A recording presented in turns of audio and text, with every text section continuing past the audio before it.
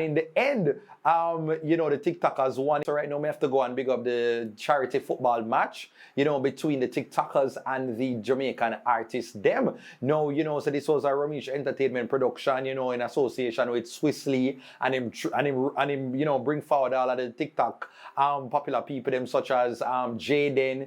You had like Zuma, you have TikTok Boss, several others who were on stage, just representing for the TikTokers them. And then you have the artists them up there, such as Silk Boss, you have Swizz, you had Wade Marshall, you had Jashi. So many of them were there, just showing off their talents. And in the end, the TikTokers won it, did all gas penalty shootout, and some of us go and big them up.